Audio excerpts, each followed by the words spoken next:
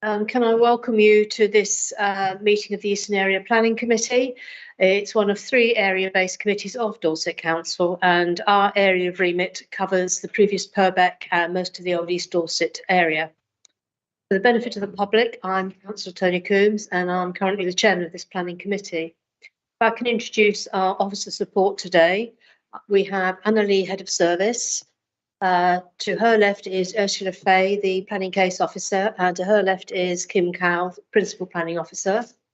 And then going in this direction, Roy Altry, who is our legal support, and Megan Rochester, our Stalwart Committee Support Officer, to make sure that everything happens today.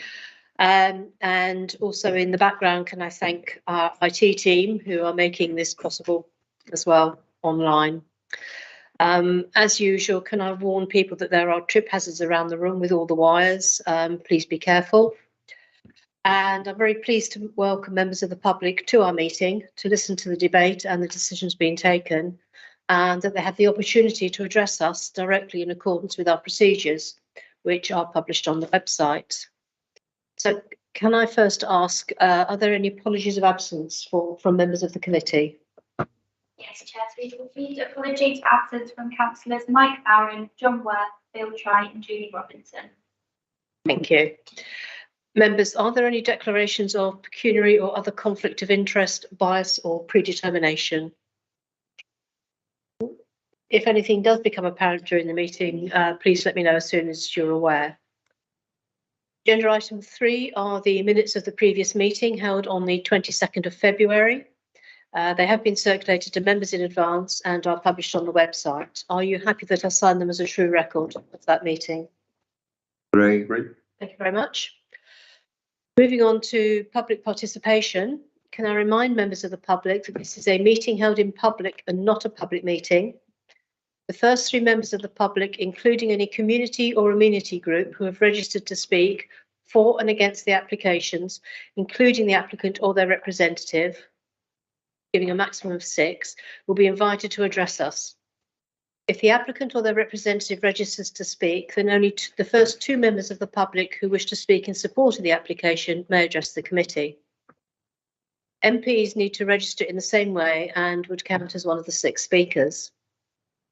Town and parish councils and ward members of Dorset Council who are not members of the committee who wish to address us will be allowed to speak provided they have given due notice. All requests have to have been registered with Democratic Services by 8:30 AM on Monday, the 6th of March, and each speaker will be strictly limited to 3 minutes. So moving on now to agenda item 5, the schedule of planning applications. We have 2 applications on the agenda today. Have there been any requests for deferral or withdrawal, please? Yes, Madam Chairman. In regard to item 7 on the agenda, which is the variation of condition application land at Fly Road, Wimborne, following queries that arose earlier this week, officers need to obtain further information in relation to this application, and so we will be presenting the item to a future meeting. Thank you. Okay, thank you. So that brings us down to 1 application to determine this morning. Background information relating to the application has been available for inspection by members prior to the meeting, and that covers consultations, objections and representations, as well as the East Dorset Local Plan and the Council's related policies. So just to explain how we're going to work, I will invite the case officer to introduce the item. Members of the public, planning agents, applicants, town and parish councils who have registered to speak will then be allowed to address us in the following order: public against the application, public in support, the applicant or agent, town or parish council, and then local member. Following the public participation section of every item, I will then ask officers if there are any salient points that they wish to clarify. I'll then open up to members of the committee for questions and debate. And at that point, there'll be no further contribution from members of the public. In order to run the meeting smoothly, may I request that members of the committee direct their remarks and questions through myself as chair, and I invite you to speak in turn. Can you please keep your microphones on mute and ensure that your device volume is set to 0 to maintain audio quality. And obviously, as you will know by now, to use the desk microphone supplied. At the end of the debate, I will take the vote by a show of hands by show of hands, sorry, and the voting detail will be recorded in the minutes if 3 or more members make the necessary request. So, moving on to the application itself, agenda item 6, and that is 321-1115 full application 184 Ringwood Road, St Leonards and St Ives, to demolish existing residential buildings and erect a block of 15 apartments with parking, bin and cycle stores. And this is the application that we deferred at our January committee. Over to you, Ursula. Thank you, Madam Chair. So in terms of update, as just mentioned, this was deferred by the 11th of January committee. An extract from the minutes included stated that a concern raised was the submitted viability assessment and whether this should be given weight as per paragraph 58 of the NPPF. Officers could not answer this question during the meeting, and the application was therefore proposed to be deferred, as proposed by Councillor Robin Cook and seconded by Councillor Alex Brenton. And the decision was to defer the item to the next meeting, and hence it's with you again today.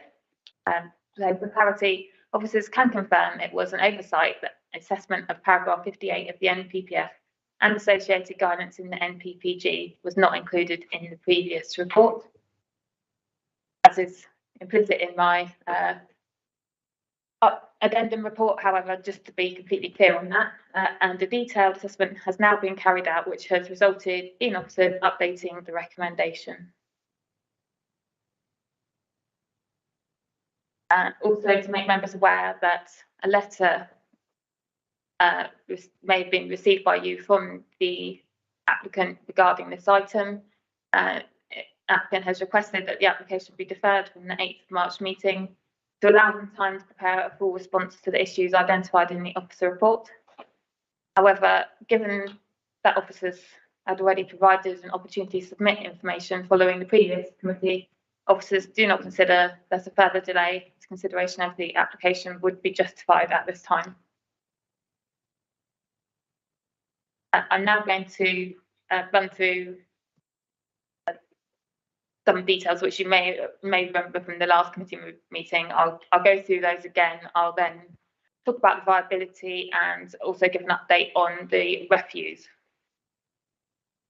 So the location and context of the site. This slide is showing the location of the site within the wider committee area at 184 Ringwood Road, St Leonard and St Ives. And this slide shows the application site in relation to St Leonard's and St Ives, being located just to the north of Ringwood Road, which is also the A31. Zooming in, this is showing the application sites, as you can see, right next to the A31 dual carriageway. And here are some views of the site. So fronting onto the A31 and it's adjacent to the filling station, you can see there. And on the other, so on the slide below, you can see the view across the site. So there are 3 detached dwellings there. You probably can't see them because they're screened by fencing and mature vegetation. And just to make it clear about the traffic situation on the A31, the previous slides, were taken with the view of being able to show the site. This is an extract from Google Street View, which shows some typical traffic activity on the site, on the A31 now, and you can see it's quite busy, both on the road itself and at the petrol station. So looking at the character as you move back from that A31, it's quite a different character moving into the settlement with a more tranquil feel and dwellings set back behind landscaping and hedges.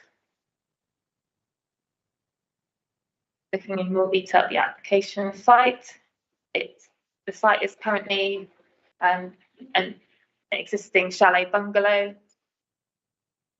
You can see in the pictures there, and you can see the site entrance, and it's adjacent to the entrance to the petrol station. The dwelling is set in a large mature vegetation to its all its boundaries, as you can see there. And just to confirm, the application site is within the designated urban area of St Leonard's and St Ives. Looking at the proposed plans, these are the existing proposed block plans, which show the proposed increase in footprint.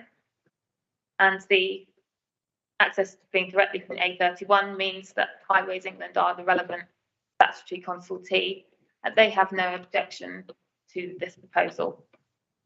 And the street scene shows how the proposal would look from Ringwood Road. And note that this is a 3-storey block of flats. However, levels at the site slope downwards away from Ringwood Road, which reduces the profile of that building. Here, this slide shows the site layout and floor plans for the 15 flats. And there are 15 unallocated parking spaces, which would meet the parking standards for the area. And here we can see the elevations that are proposed. This is a 2.5 or 3-storey block, the maximum ridge height of 11.5 metres.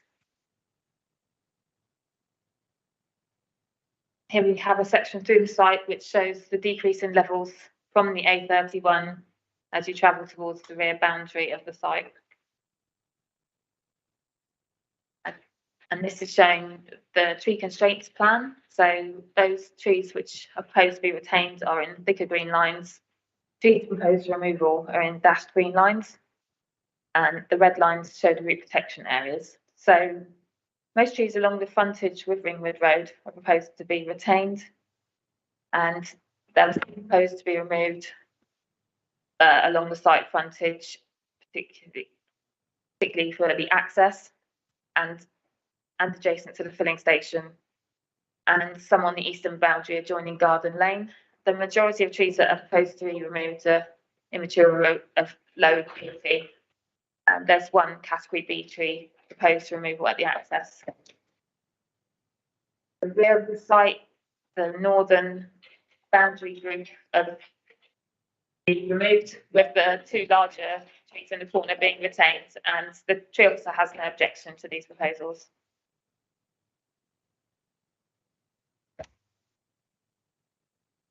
This is showing the access plans into the site. So there would be some widening of that access and relocation of the bus stop and post box, which are currently outside the site. And you can also see the visibility displays, and this has been considered acceptable by Highways England. And so in terms of residential amenity of existing houses adjacent to the site, the distances between the proposed flats and the adjacent dwellings are within acceptable parameters. So the impacts on neighbouring amenity are considered acceptable in planning terms.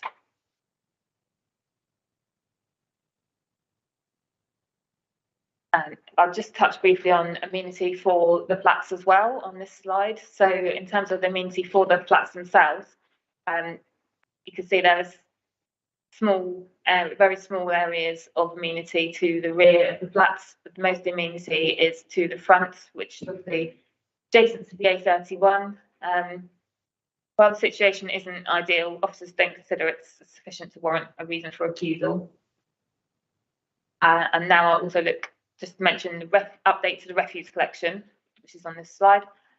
So you can see on the left there, the previous site plan, there was concerns about the distances that the refuse collectors would have to pull the bins in order to pick them up in that location.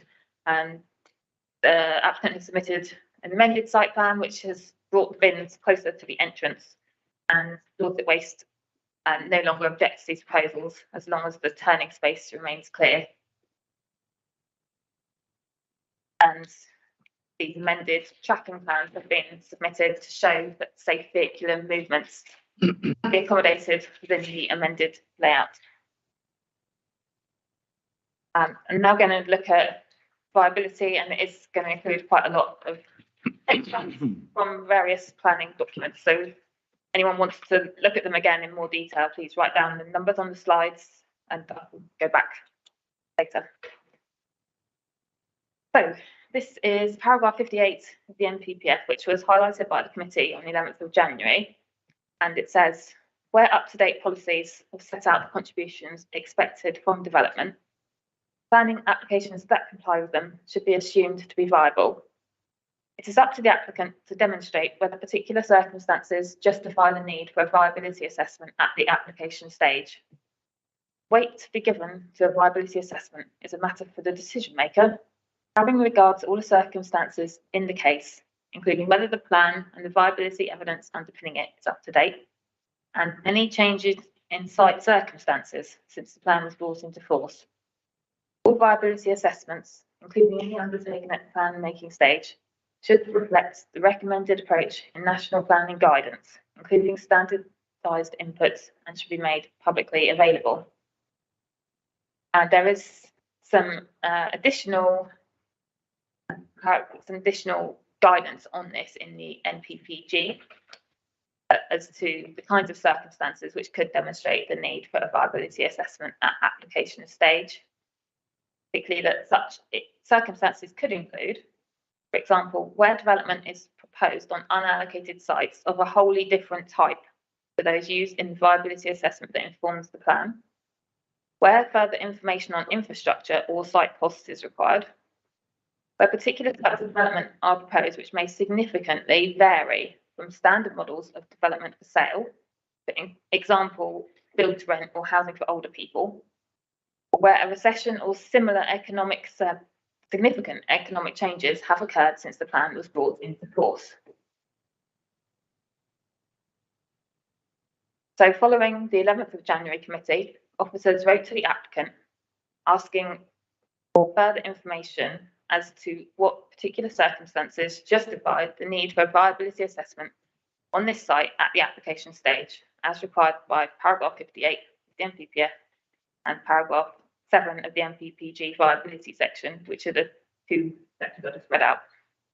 And the applicant response following that request was that the East Dorset and Christchurch local plan was adopted in 2014 with an evidence base that was prepared before adoption. As such, the evidence base is circa 10 years old. During this time, there have been significant changes in land values, construction costs, and variations in house prices. It was also highlighted that particular circumstances justifying a viability review could include where a recession or similar significant economic changes have occurred since the plan was brought into force. There was no additional information provided on what the particular circumstances were that were being referenced. Attention was drawn to some text that was in the submitted economic viability appraisal, which said that a significant factor in the site's overall economic viability is that the existing use value is high. Further factors affecting the site's economic viability is the significant community infrastructure levy charge. In order for the project to come forward, the landlord owner needs to be suitably incentivised to release the site for redevelopment. This reflects national planning policy framework and planning practice guidance. So the main reasons for the need for a viability assessment put forward by the applicant are status of the evidence base, challenges in values and costs, wider economic changes, and a high existing use value. So in terms of the policy position and the local plan evidence base on viability, the local plan was adopted in 2014 with the SIL charging schedule adopted in 2016. And the council currently has a 5.2-year housing land supply. So the plan is up to date in the context of paragraph 11 of the NPPF. There is a housing delivery test for the area of 94%. An action plan has been created to respond to this. The action plan does not include a review of viability or SIL. The evidence base which demonstrated the viability of the local plan and SIL charging schedule included quite a substantial number of viability evidence documents, and the most relevant being affordable housing viability testing for SIL, C2s and C3 users, produced in December 2014. And this document assessed a number of typologies, including a typology for a 15-unit flatted block in the East Dorset area, and this recommended that report recommended overall that a SIL charge of £70 per square metre is adopted across both Christchurch and East Dorset. We consider that the level of SIL charge would allow for both the adopted core strategy affordable housing policy of up to 40% and an appropriate viability buffer between overage available and the SIL charge. And I think the buffer is quite an important point because that is added in on the basis that there will be changes in circumstances which may result in some changes to viability, and that's to be expected. The buffer is there to protect and ensure that viability remains in those kind of expected circumstances, such as increase in sales values or build costs in line with normal market changes and expectations. So the SIL charging schedule identified a number of triggers which would identify when the schedule should be reviewed. So when those viability buffers would maybe be inadequate and further review would be required. So just looking at those and whether any of them have been met. The first is that if housing delivery were to fall by 20% of expected figures at the end of any 3-year rolling programme, or to rise more than the 20% above, and delivery has fallen 6% below expected figures, but it hasn't met thresholds there. The second trigger would be if the infrastructure funding gap falls below the projected level of funding that would be generated by new development from SIL, and infrastructure teams have advised that SIL continues to adequately help to meet the cost of key infrastructure needs, including habitat mitigation, and it hasn't. So that trigger hasn't been met. Third trigger, if average property price changes, including an upturn in the market that leads to a significant impact on development viability. We've looked at these, and since the local plan SIL evidence base was carried out, house prices have risen by 48% and build costs have risen by 29.6%. And it's considered that those headline changes don't indicate a significant negative impact on development viability. And certainly we haven't identified a significant negative impact and felt the need to take that into an action plan. And fourth trigger is changes in delivery times of major schemes to be funded in part by SIL. The infrastructure funding statement that we published includes details of the potential infrastructure projects that are intended to be or may be wholly or partly funded by SIL.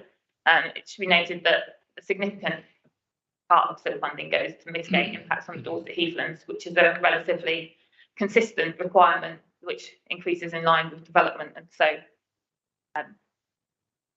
in general, there's always going to be the need for those mitigation schemes to be delivered in line with SIL income.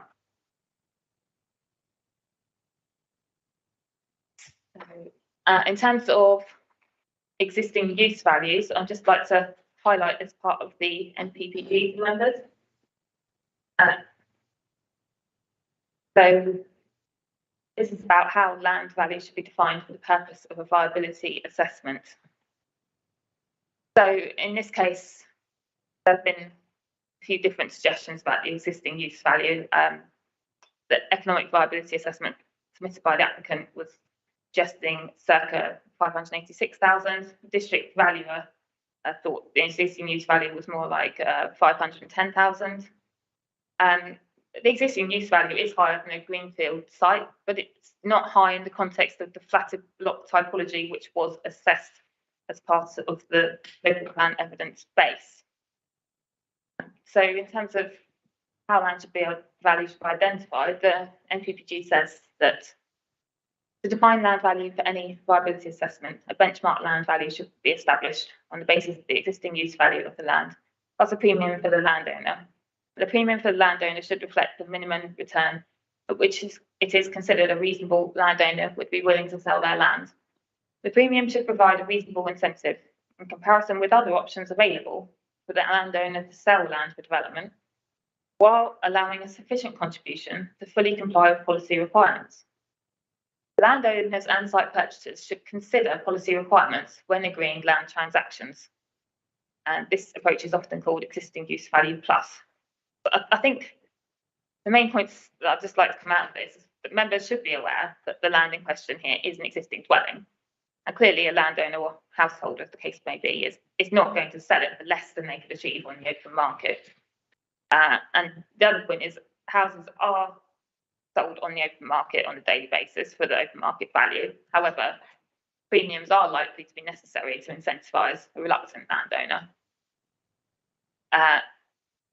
But we also need to have regard to the part of this policy which says that when considering land transactions and incentives to landowners, it's necessary that policy requirements are considered. And we haven't really seen how that requirement has been considered as part of the proposal to build this particular development. So that brings me on to this, I think the last viability slide, which is about just more information, I think, on how site promoters should be ensuring that policy requirements, contributions from development are deliverable. So it says that it's the responsibility of site promoters to engage in plan making and to take into account any costs, including their own profit expectations and risks, and to ensure that proposals for development are policy compliant. Policy compliant means development which fully complies with up-to-date policies. Decision makers give appropriate weight to emerging policies. The price paid for land is not a relevant justification for failing to accord relevant policies in the plan, and landowners and site purchasers should consider this when agreeing land transactions. So in terms of this particular site, it's not an allocated site, it is a windfall site. So a policy, and it's in a location where a policy compliant proposal would be acceptable in principle. But there is no requirement that this particular site be developed. And it is for site promoters to ensure that the proposals for development are policy compliant and to take this into consideration when agreeing land transactions. So by way of a summary, in terms of the principle of the development, it's within the urban area of St Leonard's and St Ives, where the principle would be acceptable. Access from the A31 is considered acceptable. There's no objection from Highways England. The design of the proposal is considered acceptable in the context of the adjacent surroundings. A proposed layout and parking arrangements are considered acceptable and parking meets standards. The waste collection is considered acceptable following the amendments. The trees are considered acceptable, no objection from the tree officer. The impacts on neighbouring community are considered acceptable in planning terms. And the viability update on that is that insufficient evidence has been submitted to demonstrate the particular circumstances that would justify the need for viability assessment in this case. And so the application is recommended for refusal for the reason that the proposed development fails to make an appropriate contribution to affordable housing and is therefore contrary to policy LN3 of the Christchurch New Dorset Local Plan Part 1 2014. Insufficient evidence has been submitted to demonstrate particular circumstances that would justify the need for a viability assessment under paragraph 58 of the NPPF. The applicant has not provided evidence to demonstrate the need to ensure that development's policy compliant has been sufficiently considered as part of the proposal. The application is therefore contrary to national policy, planning policy guidance, a paragraph as referenced there. Thank you. That's the end of the presentation. Thank you. Thank you very much, Ursula. It's quite a detailed presentation. I'm now going to move on, while everyone just digests all that information, onto our public speakers. And my first speaker is Melissa Griffith-Jones, who I believe is speaking against the application. Morning. Hello, morning. I'd just like to. That's right. Can I ask you to sit at the table? And there's a button on the microphone. If you press that when you start to speak, you will have 3 minutes to state your case. Everybody, I'd like to introduce myself. I'm Melissa Griffith-James. I live at number 190 Ringwood Road. So I live 2 doors down from this proposed development. I'd like to make my opening statement to tell you that the same developers approached us first. And for all the reasons that you guys have considered, HS2 plan, impact on the neighbouring environment, my husband and I considered that it was not something that we were going to go after. So we rejected the proposal from the developers. I myself am a chartered accountant, and I looked at the particular developers on Company's House and decided that they would not be suitable for doing a development this time.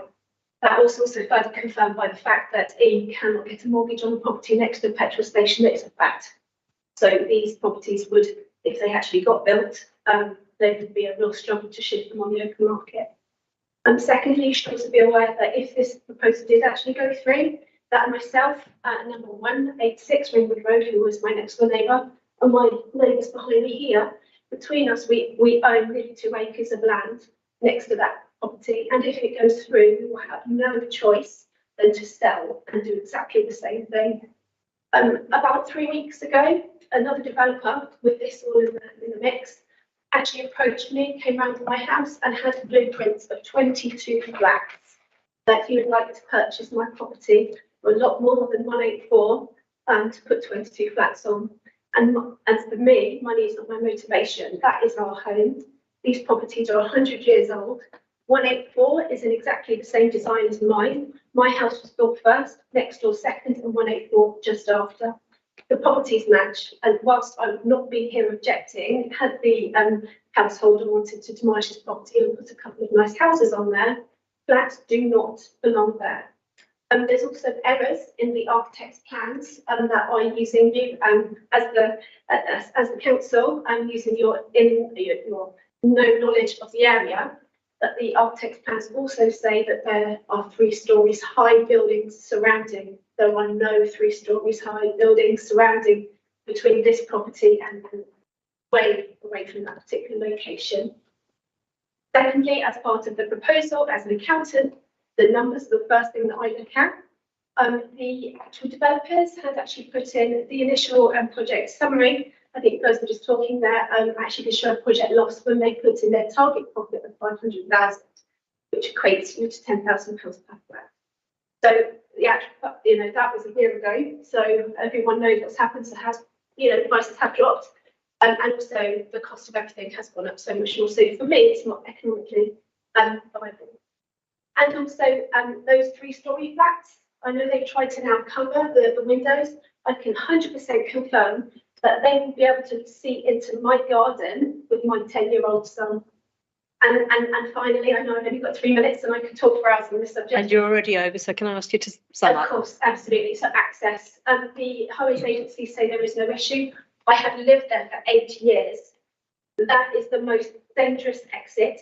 This particular property, you have a petrol station here, you have a slip road here. I live here in this first slip road. I've got the most safest access of all. Individuals, trucks, construction are going to have to come straight out in front of the entrance to that petrol station. To get out, they've got to go straight vertical and out to join the dual carriageway. There is no slip road remaining for them to use to join the A31. I'm going to have to cut you off now. You've had nearly 4 minutes. Thank you for your time. All right. Thank you very much. My second public speaker is Alan Davies on behalf of the applicant.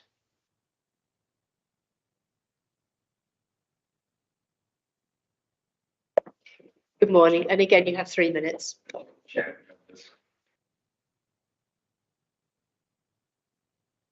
You'll be aware that this application was deferred from the January Planning Committee to allow us to provide further information regarding refuse collection and the weight to be attributed to the submitted liability report.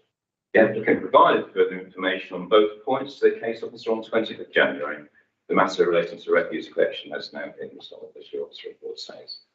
On the publication of the committee agenda for this meeting, the applicant became aware for the first time of the change in the officer's recommendation. It's worth highlighting that this application was submitted to the council in May 2021. Despite the retracted consideration of the application, there had been no update or indication from the officer following the applicant's email on the 20th of January that there was to be a change in the recommendation. Indeed, the applicant has been informed that the application was due to be considered at the February Planning Committee meeting, but no details of the recommendation have been provided. It cannot be correct that the applicant has not had the opportunity, particularly for an application that's been with the council for so long, to engage in a meaningful dialogue and to be provided with the opportunity to respond to the officers' concerns that have only just been raised. As you'll be aware, officers stated in January the application was policy compliant. They didn't raise any issues with regard to viability matters. Had the applicant been aware of the officers required further information on points of clarity, this would have been provided. In not providing this opportunity, the applicant has been prejudiced. Members, you have received an email with the applicant's initial response to the new issues raised in the officer's report. The applicant understands that you may need more time to consider these points and as such would not object to the application being deferred. This would also allow the applicant the opportunity to provide a full response. The conclusion of the applicant's initial response is that economic viability assessment, which was submitted with the application, has clearly demonstrated that the site's value, build costs and sales revenue are fundamentally different than at the plan making stage. This is due to the period of time that has elapsed, some 10 years since the plan making stage. All land, build and revenues assumptions have fundamentally changed over the last 10 years. As allowed in plan policies, proven viability issues override the requirement to provide affordable housing contributions. In this case, the independent DBS has considered the viability case and concluded that the site cannot sustainably meet the local plan policy requirements for affordable housing. It's important to note the applicants, despite the outcome of the DBS review, have agreed to make a commuted sum towards off-site affordable housing and have also agreed an early review clause in that legal agreement. If you're not able to support the application today, it's requested that the application be deferred to allow the applicants to provide a full response for the committee subsequent consideration. Thank you, Chair. Thank you. Okay. As usual, I'm going to turn to officers now to respond to any of the points that the public speakers have made, and then I'll turn to members. I've only got a couple of responses to make. So, in regard to the point about there being no three-storey buildings around the site, I would say yes, that's the case. There aren't any three-storey buildings in that local area. And in response to the issue regarding the option to provide additional information from the agent, I think I would say the applicant was represented at that 11th of January committee and heard the committee's discussions at that time. And the NPPF states the onus is on the applicant to provide the evidence to demonstrate the need for the viability assessment. Okay. Thank you very much. My first speaker is Barry Gorringe. Barry, you're one of the local members. Do you wish to speak as a local member or as a member of the committee? I wish to speak as a member of the committee. Thank you. Thank you, Chairman. As the Chairman has just said, I am a local member for St Leonard's. So I know this site very well because I use the service station and I also use the M&S store. As has already been said, the A31 is a very busy road. It's the main in and out of Dorset. I've done a survey last year in September, and I reckon that there's something around 1,500 vehicles an hour using that eastbound carriageway. Slide 7 shows us the bus where the bus stop is. If we could refer to that, please.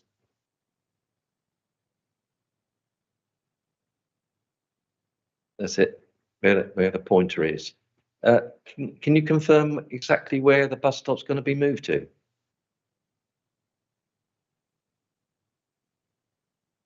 Because certainly at the moment, it would be an obstruction if the bus stopped there for getting in and out of the site, as well as also the service station. This is the proposed plan for the access, and it just says that the bus stop, lighting column and post box will be relocated to the south as required. So at this stage, there's not a specific location identified. Okay.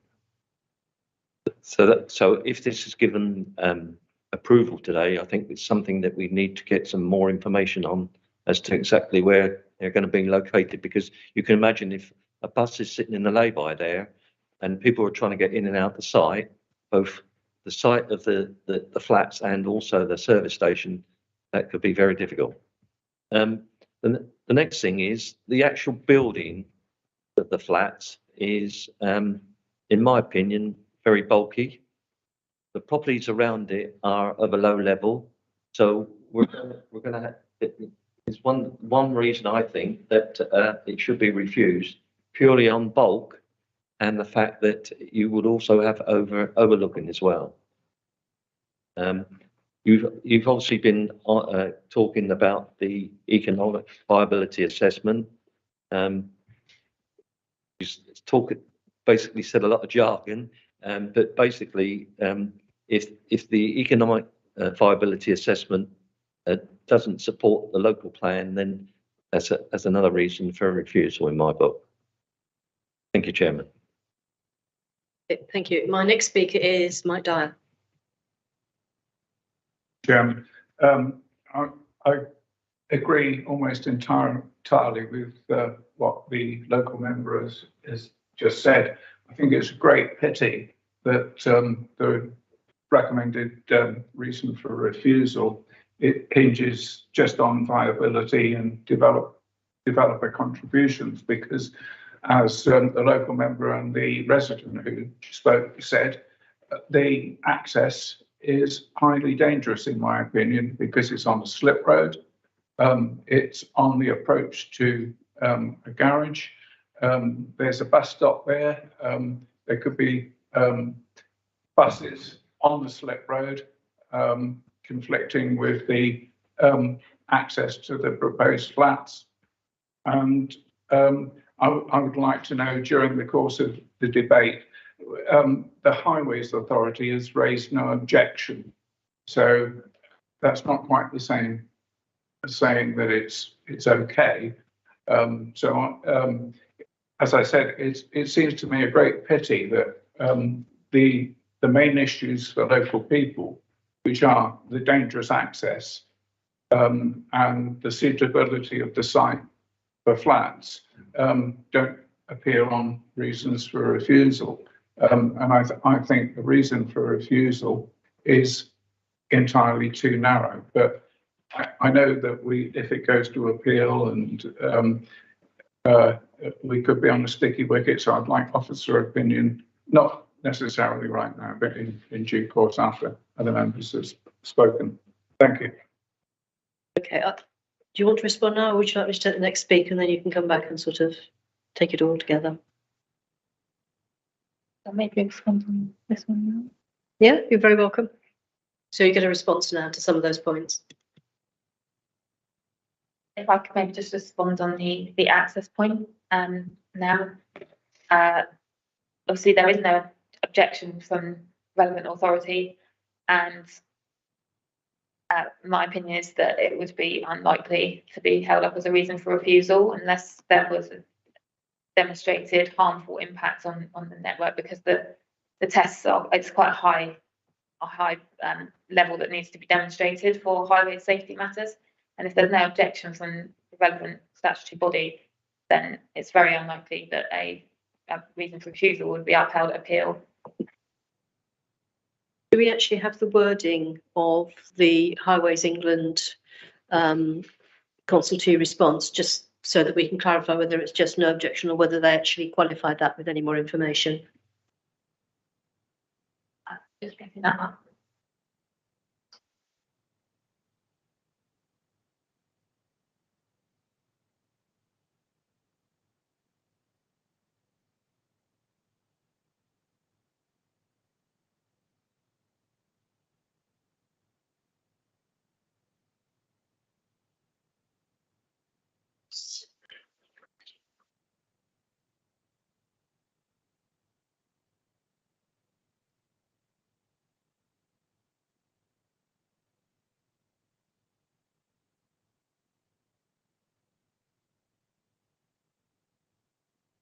Would you like a little more time and come back to you?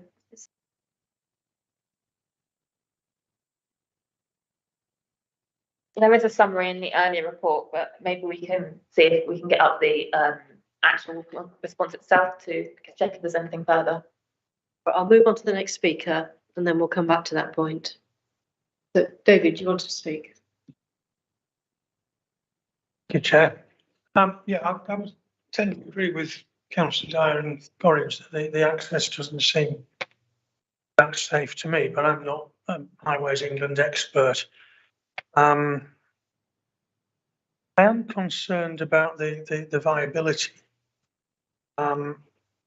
If I'm right, the viability test isn't justified particularly. I can't see a reason why there should be a viability test, and paragraph 58 of the NPPF seems to be quite clear on that.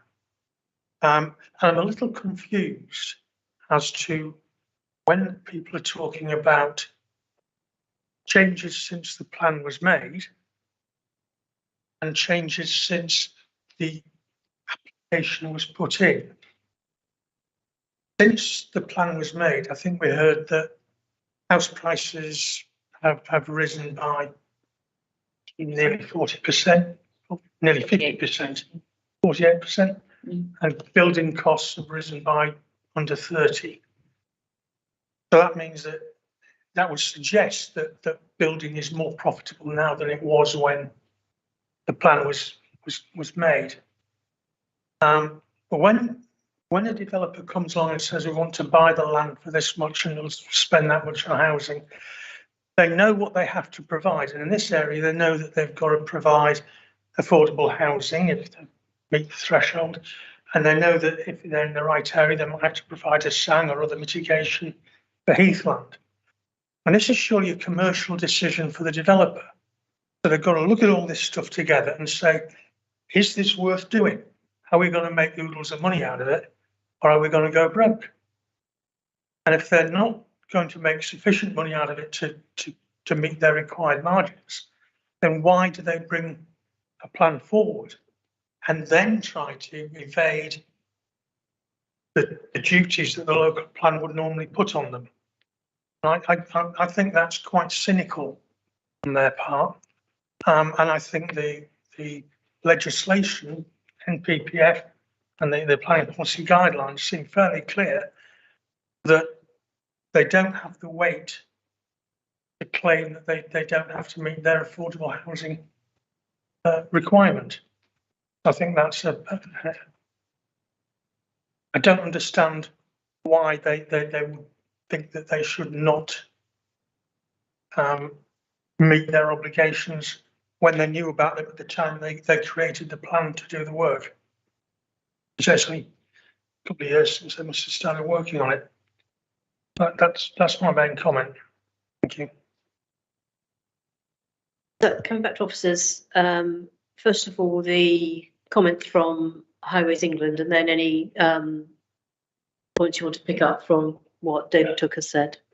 Yes, members. If I may, the reason that you had a summary in your officer recommendation is because the highway comment from Highways England runs to 7 pages. In relation to the final comment we received from them, I can read aspects of it out to you. The final comment followed amendments to the initial submission because Highways England did originally have some concerns and worked with officers and the applicants to overcome their initial concerns. So the summary is that they gave their formal recommendation. The conditions should be attached to any permission that may be granted, and then they attached an annex to that recommendation, which sets out that their primary interest is the continued safety and efficient operation of the strategic road network. It was in that context that they made their comments. And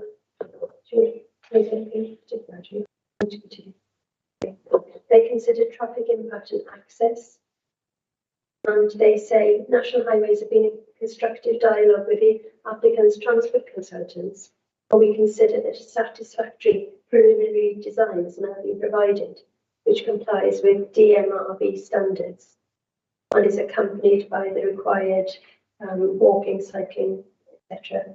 assessment, and the review has been subject to an acceptable road safety audit process. They then refer to the transport assessment and other documents that were submitted as part of the application, and that on the basis of revised plans and the supporting information detailed, they were therefore in a position to accept the development, subject to the access improvements being implemented and available for use prior to occupation of the development. The applicant would then be required to enter into a legal agreement with the Highways Authority, as the scheme involves works within the highway boundary and is land not within the applicant's control. This will enable National Highways to agree detailed design of the works, and a further road safety audit stages would then be required. It would also include construction method and associated traffic management.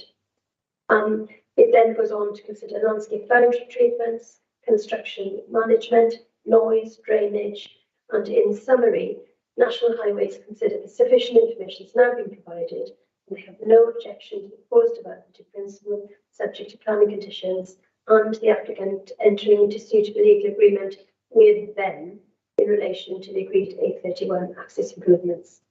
The conditions they've asked for include no provision of dwellings unless until a scheme of works for the improvement of the access onto the A31 trunk road is complete. The condition continues. These are all available on, obviously, on the website. Prior to commencement of development, construction of traffic management plan should be submitted and agreed in writing by the local authority in consultation with them. And the plan should include as a minimum construction of vehicle movements, operation hours, delivery hours, etc. And then prior to the removal of trees in proximity to the boundary of the A31, the method of works needs to be submitted, condition continues, and prior to commencement of development of boundary treatment landscape plan has to be submitted to the local authority again in consultation with them, should include maintenance schedules, etc. And then finally, surface water drainage for the development needs to be similarly agreed. They also asked for an informative note. So I'm sorry it's in summary, but it is incredibly long and it is in the public domain. So that is a summary as members requested. Hopefully that answers your questions about the highway agency comment. Thank you. I'll come back to you, Mike. Thanks, Chairman. Suffice it to say, I simply don't agree with that assessment. I think there's a considerable risk because of what I said earlier, and I would not support Grant on this. I would, in the fullness of the debate, like any proposer, to support the recommendation to refuse to consider adding dangerous access to it as a secondary reason for refusal.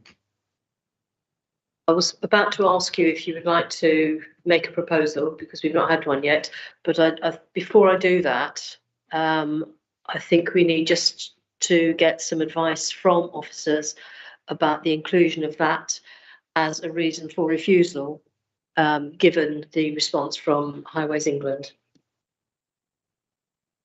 Yeah, thank you, Madam Chairman. I think as the case officer has already set out, we do have the advice of obviously of National Highways and indeed our own Highways Authority, both of which are raising no objection to the scheme. In regard to a potential reason for refusal, I think it would be important for members to be clear as to why they disagreed with that advice and specifically the concerns they had to substantiate that. But we as officers, I think we do not believe that reason for refusal would be substantiated on the basis of the advice that we've been provided by those who have assessed this at Highways England and our own Highways Authority comments. I'll come back to you now, Mike. Yeah, sorry, just for the final time, I realise we're hamstrung and constrained by what the highways report says, but I still don't like it. I wouldn't agree to support the application for that reason. Thank you. Barry, did you indicate? Yep. And then David again, and then Shane. Thank you, Chairman. I did mention earlier about the bulk of the building and the height of the building and the overlooking. And I would have thought that that's a good enough reason for refusal, besides the other issues that have already been mentioned.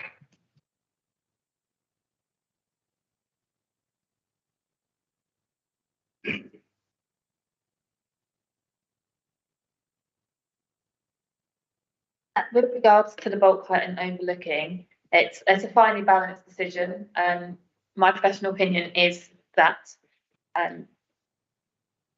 there isn't sufficient harm to warrant a reason for refusal on the grounds of bulk height and overlooking.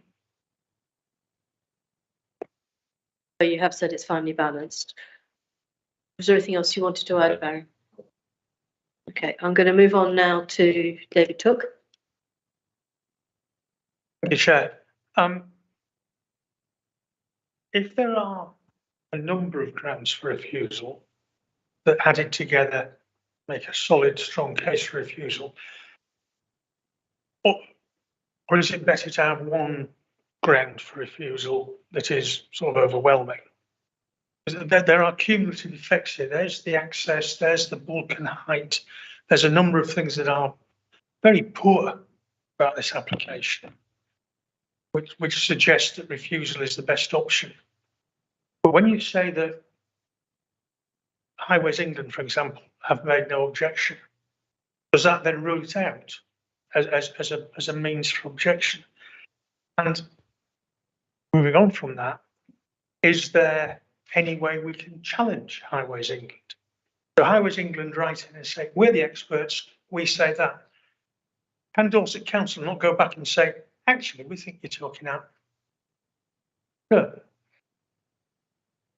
And actually challenge these people. So I somehow doubt some of their expertise given on the evidence that we've had in front of us. However, I come back to the fact that just because the developer doesn't think they're going to make enough money from doing this without taking away their obligations for affordable housing, I think that's a commercial decision for them. And if that means they don't bring forward the site, then so be it.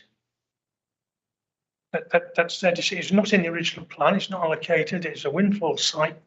And if the wind is blown in the wrong direction, then that's the rub of the green. That's the way it goes. Sorry.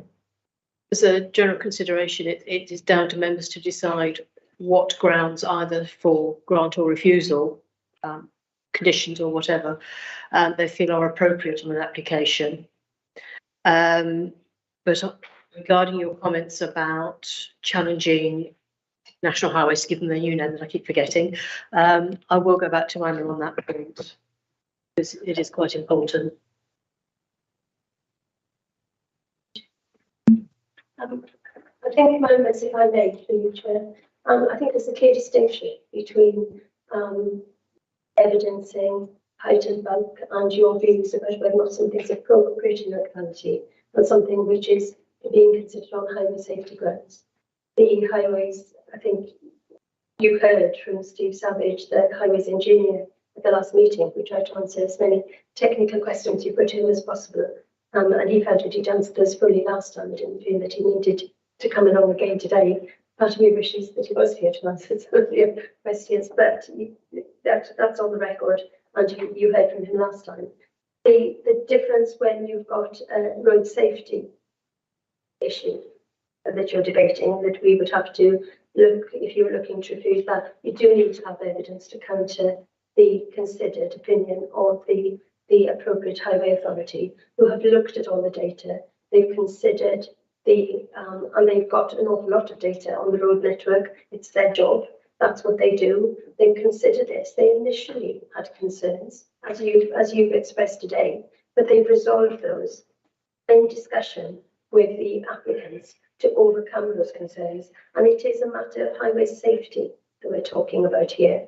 And that's the job that they do. That's what they're there to advise us in. And I think your officers would have difficulty in challenging that aspect, because it is a matter of highway safety where we've had the opinion of the body that are there to advise us on matters of highway safety in relation to trunk roads.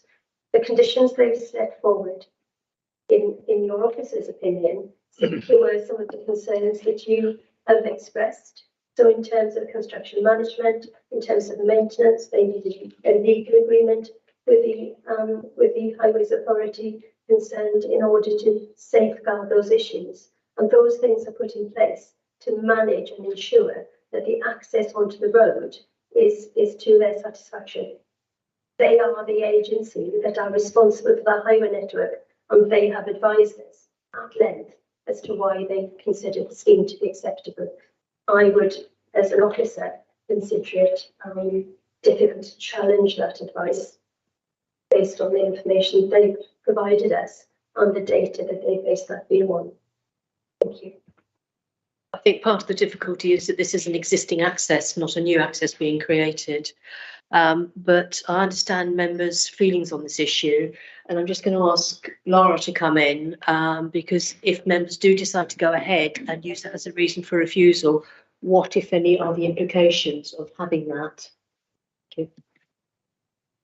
I think members know what I'm going to say. It's potentially a cost issue, should we be in any appeal situation. Okay. I'm going to move on now to my next speaker, and that's Shane Bartlett. Thank you, Madam Chair. And thank you to the officer for the report and presentation. So when we debated this last time, Mr. Savage, is one of our own officers in the highways, gave his informed professional opinion on some of the questions that come from members. But I would stress that he obviously spoke to help members and didn't speak in a qualified capacity for National Highways. He's not a National Highways officer. And I think the members were very appreciative, and I was in the information he put forward. But in that extensive report that actually come from National Highways, the thing that I don't think I've heard, and I didn't see in any of the reports, was any historic collision data for RTAs within that area concerning the garage and the entrance to the present property, which sits alongside the entrance to the garage. I just wondered whether that historic data was included within the report or not. Because I would be surprised if National Highways didn't include that as part of their risk assessment on this site. I appreciate officers might not have the information easily to hand. I think it's a question that we need to ask them. Thank you. That would have been in the submitted transport information from the applicant and then considered by Highways England. But we haven't had sight for that. I certainly missed it. Did we have sight for that? It would be in the public domain on the application file. Robin, you wish to speak? Yes, thank you, Jen. Yeah, I've got similar concerns to what we've heard from other members around here, but I think it's been covered. We discussed it in quite detail last time round. And I think there's a slide, forgive me, I haven't got the number. Thank you very much, by the way, for putting some clarity on what is quite a complicated issue, actually, this. And we had a slide where you summarise the reasons, and we suggested it was acceptable with all bar one reason. I think, I'm sorry, I haven't got the slide number, isn't it? Yes, the summary. So that more or less covers the things that we've raised. You said it will probably be acceptable in the respect of all those, with the exception of the viability. And I think we've got a ready-made reason for refusal there. I accept the fact that we've heard about it, and I agree with you. I mean, I live locally, but not close to it. I know that road so well. I know that junction. I know the petrol station, and all the points that have been raised here, I wouldn't have an issue with. I think the point about the bus stop that Councillor Collins raised as well is quite valid, actually, when it's in place and working. But anyway, we've covered all that. We've got, I think, a very good, strong reason here. It's not policy compliant with the existing local plan. So I think that's a good enough reason. I'm going to propose that we accept the officer recommendation for refusal as printed. Thank you. David Morgan, you wish to speak. Do you wish to second? Yes, thank you, Madam Chairman. I mean, I'm looking at the refusal, and it says the proposed development fails to make an appropriate contribution to affordable housing, and contrary to our policy. I mean, as Councillor Cook said, it's all written down there. So I think I would second the proposal to refuse on those grounds which the officer has put forward. Thank you.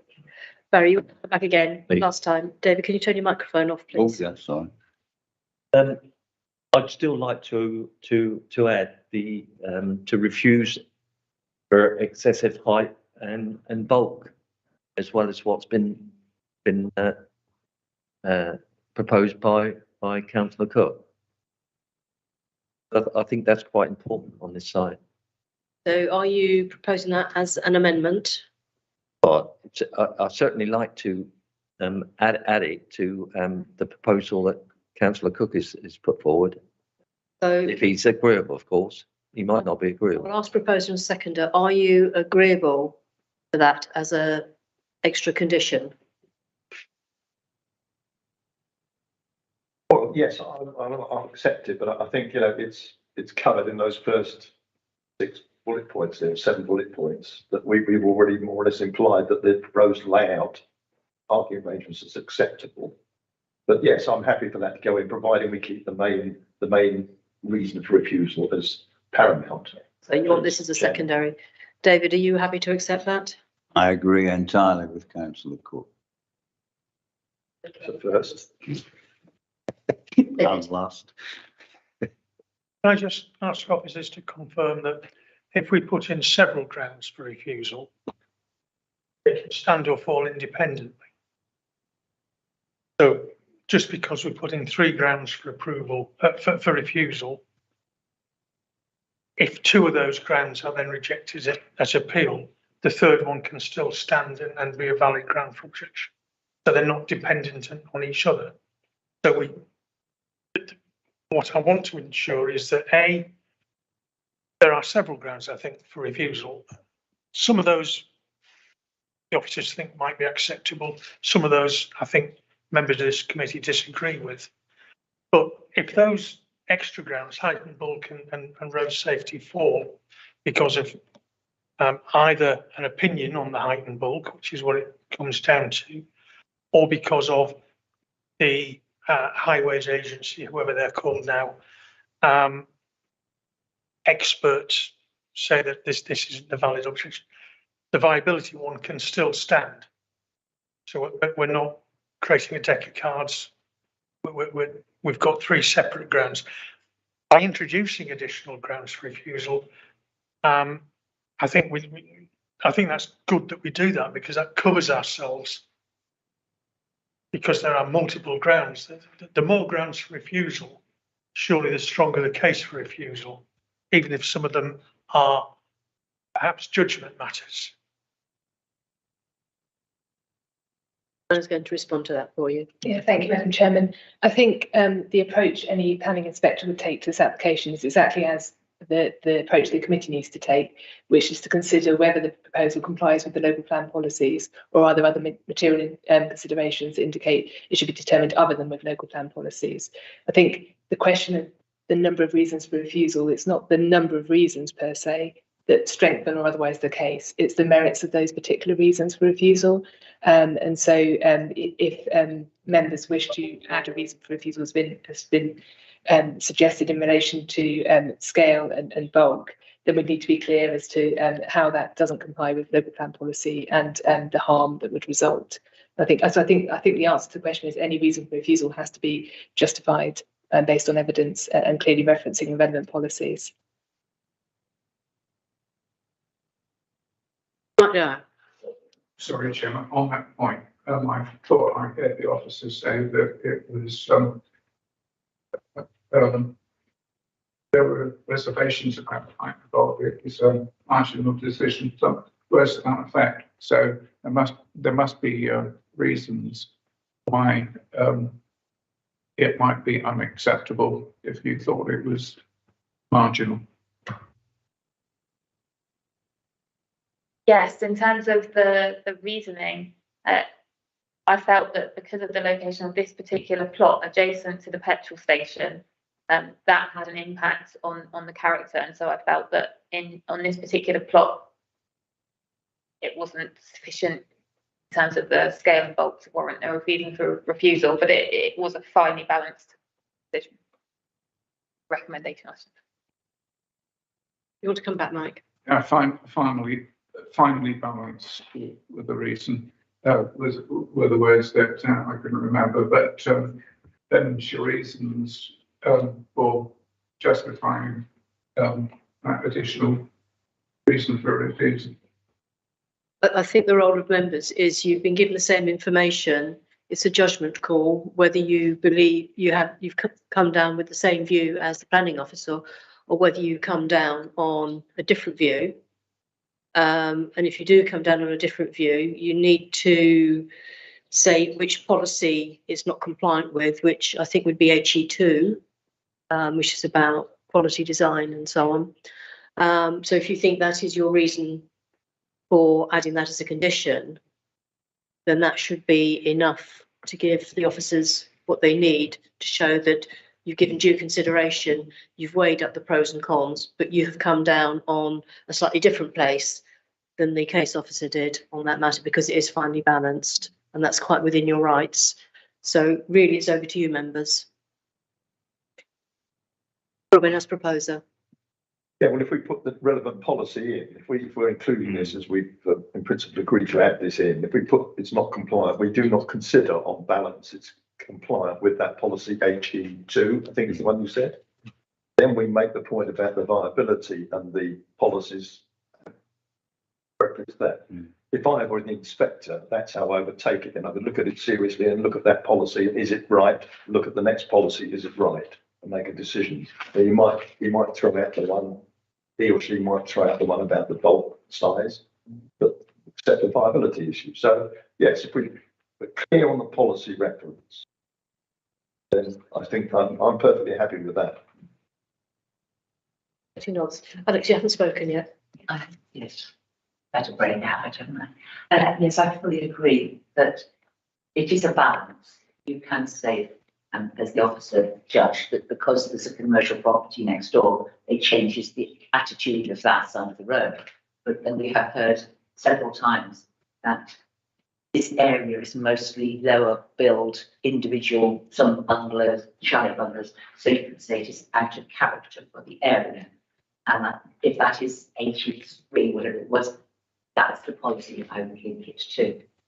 And because we know that one property like this would change the attitude or the aspect of that area. And if we like the aspect of the area at the moment, then keep it. Thank you. I think every member has had more than one opportunity to speak now. I don't think we can bring any new information to the debate, so I'm going to move to the vote now. It has been proposed and seconded for refusal with an added condition regarding bulk height, out of character and overlooking, and therefore does not meet HE2. Relationship. You want to come in, Kim? So to clarify, the proposer is. Can you use the microphone? Sorry. Yes, Chairman, just to clarify, the proposer is proposing overlooking, because when it was proposed, it was height and written down scale and bulk. So if overlooking is, I'd like clarification that is to be included. Thank you for that helpful comment. I can see nods around the room. People are accepting of that. Yeah. Okay, so if we are clear on the reasons for refusal, I shall put it to the vote. Those in favour of refusal? I'll make that unanimous. Thank you, everybody. Okay, so that application is refused. As you are aware, our second application this morning Land at Lie Road, Coal Hill has been deferred. That then takes us, computer's gone to sleep, on to the last items on the agenda. Item 8, which is urgent items, and there are none. And exempt business, again, there is none. So at 11:15, thank you all very much for your contribution today.